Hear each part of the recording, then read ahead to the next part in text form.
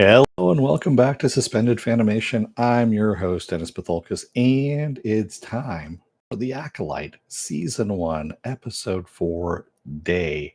Welcome, everybody. Let me take care of some business first, and we'll get down. If you like what you see here, where is it here? Like, share, and subscribe. There we go.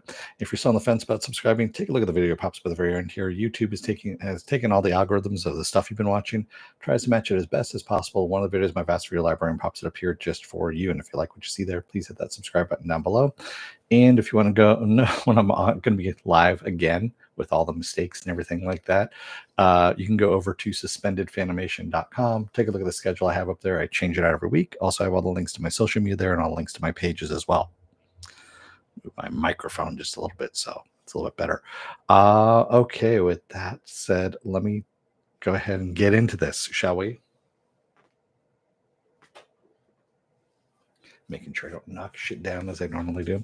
Spoiler alert, I am going to spoil the episode. If you have not seen the episode, go and watch it. Come on back. This will be a video. You can comment down below in the comment section. Give me enough time to run away, whatever you need to do, all that kind of stuff. Pause the video, all that stuff. All right, we good? Okay, and of course, the paddle got hung up on something there. All righty, so we start off on Coruscant, of course, where Osha is getting ready to leave. She's as far as she's concerned, she's freed herself of any accusations that she killed on Indara, and we find out that May is alive, and it's a Jedi problem now at this point. So she's like, "Yeah, it's a Jedi problem. Fuck you guys, go for it." We actually do get a little bit of a prequel cameo, if you will. Everyone was expecting Yoda. Instead, we get Ki-Adi-Mundi, a very young Ki-Adi-Mundi who's not in the council as of yet, and they're looking at May's style because, of course, it's been recorded, and how she fights, and commenting, of course, that she's obviously been trained by someone, but still fights with a lot of emotion, that kind of stuff, and isn't very refined in the fighting. And Saul is like, well, we should bring this up to the council, and Vernestra is like, no, we're not going to do that. Nope, we're going to deal with this on our own. Take a contingent of Jedis. We know they're going after Kelnaka next over on Kofor. Take a contingent of Jedis, go out there, see if you can capture her and bring her in. Otherwise, this will be a black eye. If we bring this to the Jedi Council, they're going to, our enemies are going to use it to disband us, all that kind of stuff. And again, this is shit that we see all the time going on with the Jedi, especially now, outside of the original trilogy. Where the Jedi are being the Jedi Council is being shown as a unfavorable organization, shall we say, that they are pretty much at this point in the High Republic, the Jedi number in the thousands, of course, and they are more of a police force than anything else. Like I've said before in the previous reviews of this series, that people view them with kind of fear and apprehension, really. And I've said it before, the Jedi are still no better than the Sith in that they are taking children that are force sensitive, testing them, and then if they are adept at the force, they are bringing them, they're basically abducting them and making them Jedi, is what's going on in all of this. I really don't think there's much of a choice that parents have if their child gets tested out as being a Jedi. Which is why we had the mothers there over on Brendok that were kind of hiding from pretty much anyone that is looking to wipe out their order. So Osha's going to leave. She doesn't say goodbye to Saul, and Saul actually ends up catching up with her just before she's getting ready to get on a transport, and says, "Hey, I need you. There's no other way we can get May to come over to, our side here. She's not going to come in peacefully unless you're there." And Osha's like, "Fuck, all right, I'll do it, but I'm not going to wear the civilian robes." And of course, she's wearing the civilian robes when we see her. And Yord, of course, is leading the tactical, I guess you could say it, meeting. And we can see everything's going by the numbers and all of this. And it's fairly boring, fairly dry. And you see that the Jedi are stuck in uh, routine. They are stuck in order. And there's a reason why the Jedi crashed and burned like they did. How Palpatine was able to get in, wedge himself in there, basically just rip the Jedi Council apart. Or I should say the Jedi Order apart and just destroy it from within. And this is the beginnings of that. We are seeing the chinks in the armor here. If anything of this series, I know that other channels out there are shitting on this series and whatnot. Yes, the writing is bad in places. The storyline pacing is bad in places, but the ideas that are coming up in this are not bad. They're actually good ideas. It's just not a great execution of it. That's what I'm going to say on all of this. So there is good stuff in here, and there's also bad stuff, as with any series you have. And so far, I'm kind of still, for me, on the fence on this. We're halfway through the season here. We have 8 episodes, of course, and we're in episode 4 here. And yeah, it's whatever. But going back to the episode here, we see May along with Kamir on. They arrive on Kofor. Kamir is going to lead her to Kalnaka because it's a trek through the forest there, and you can get lost. And he knows where he's at. So he's going to guide her on all of that. And as they're making their way there, they're surprising little chit chat here and there. But she asks him what he's got, what's going on with the master here, what's his deal with him, and he just basically says that I owe him, I owe the master. Basically, is what he says, and that's pretty much all you get out of this. Get out of him on all of this, which of course is raising the suspicion: is Kamir actually the master? I don't think so, quite honestly.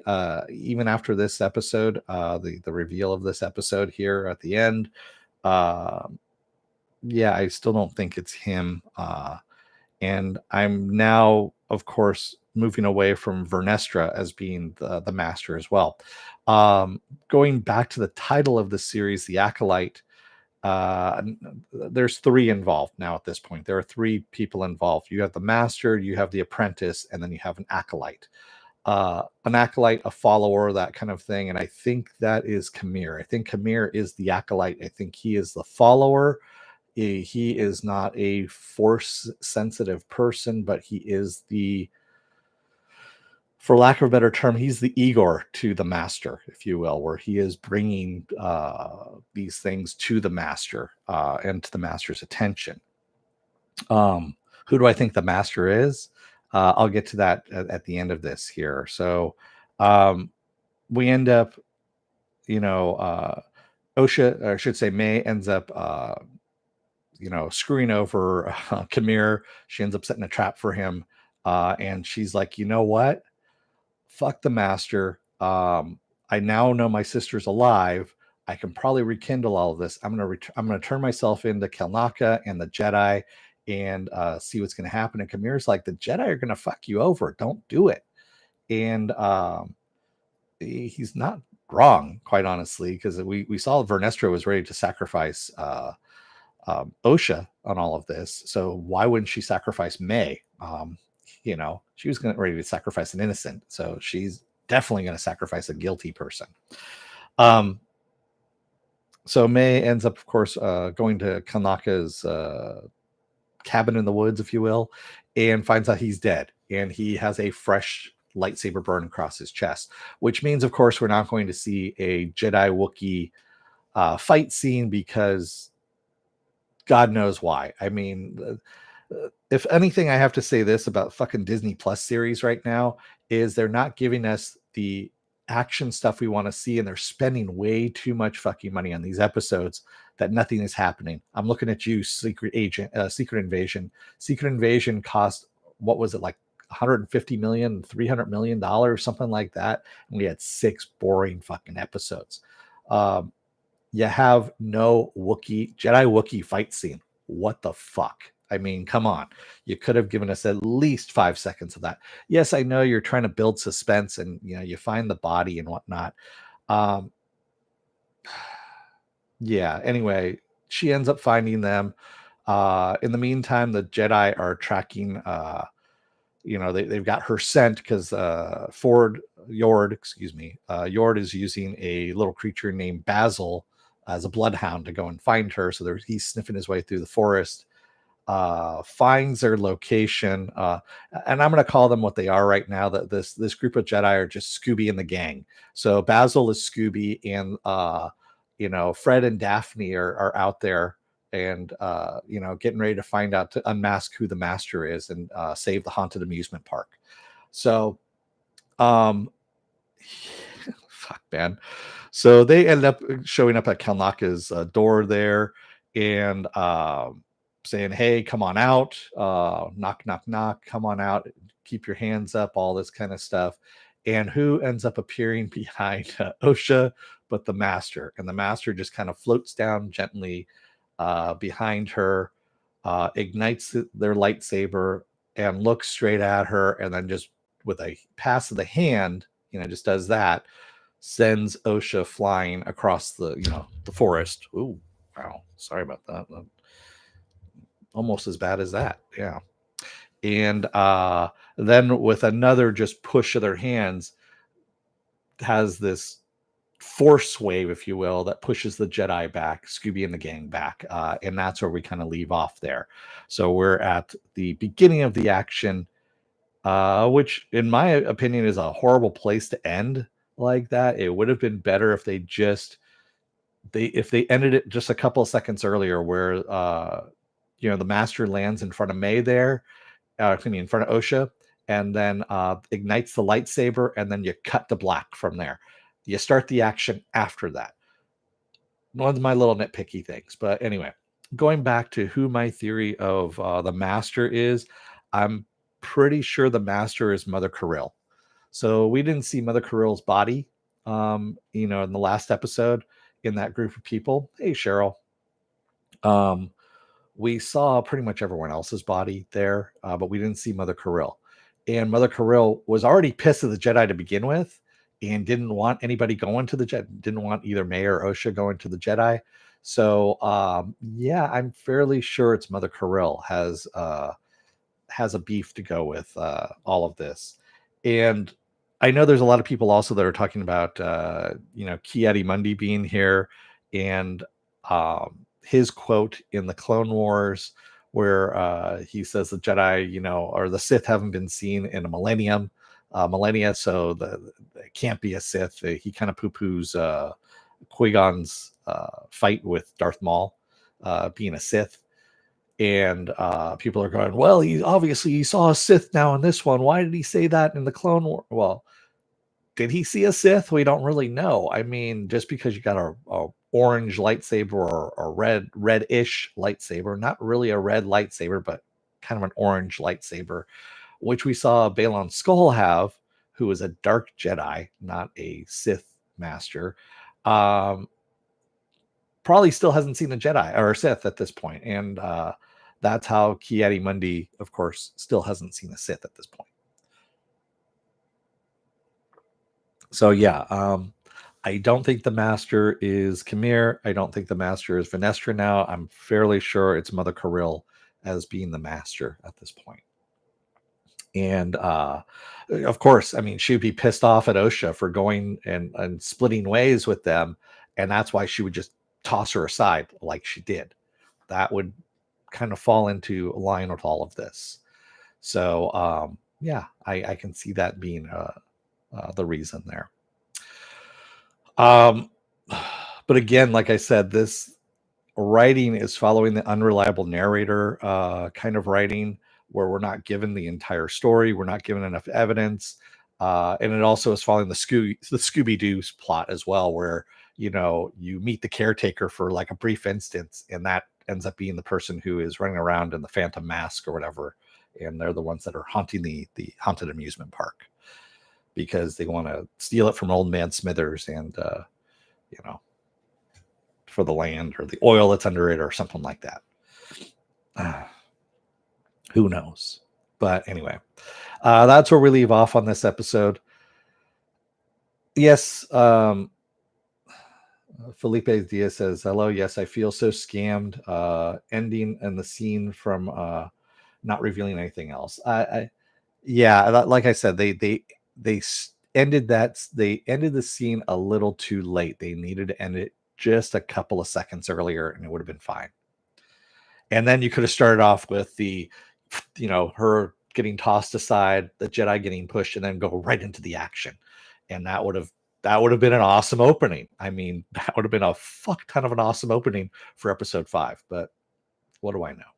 You know, I don't make TV shows, movies, all that kind of stuff. Obviously, I just watch them.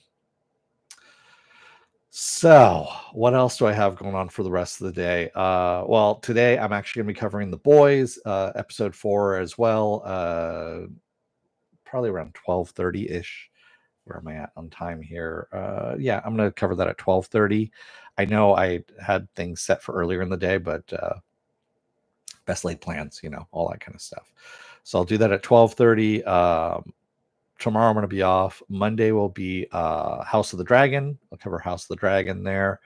I'm going to shoot for Wednesday for the Acolyte episode 5. No promises on that. And of course, Friday, The Boys as well. I'm going to shoot for that as well. It never plans out. Work is always in the way. So that's what ends up happening here. Let me see. So if you go over to suspendedfanimation.com, just like I did, you can check out the schedule I have there. I've got the schedule of all the stuff I'm gonna be doing. I change it every week. And then also I have the list, basically all the links to all my social media, all my pages, all that kind of stuff that's there. Also under the schedule there, we have future stuff that's coming out, like Orphan Black Echoes is going to be coming out June 23rd on AMC, BBC America, and AMC Plus. Star Trek Prodigy season 2. For those of you who remember, it got canceled at Paramount Plus, so it got picked up by Netflix. At least season 2 did, because the season 2 is already in the can. That's coming out July 1st on Netflix. There, Marvel's Hit Monkey season 2 is coming out on Hulu July 15th. All that stuff is there, so go and take a look over there. So, with that said, I'm gonna let you guys go for the rest of the day. I will see you at 12:30 for The Boys. Until then, well, first of all, let me take care of some business, and then I'll sign off here. If you like what you see here, like, share, and subscribe. If you're still on the fence about subscribing, take a look at the video that pops up at the very end here. YouTube takes the algorithms of all the stuff you've been watching and tries to match it as best as possible to one of the videos in my vast video library and pops it up here just for you. And if you like what you see there, please hit that subscribe button down below there. And if you want to know when I'm going to be on live again next, go over to suspendedfanimation.com. Take a look at the schedule I have up there. I change it every week, and has all the links to my social media and all links to my pages as well. All right. Thank you, everyone. I will see you again at probably about 45 minutes here. So thanks, everyone. I'll see you there, and have a good rest of your day if I don't see you then. Thanks, everyone. Have a good day.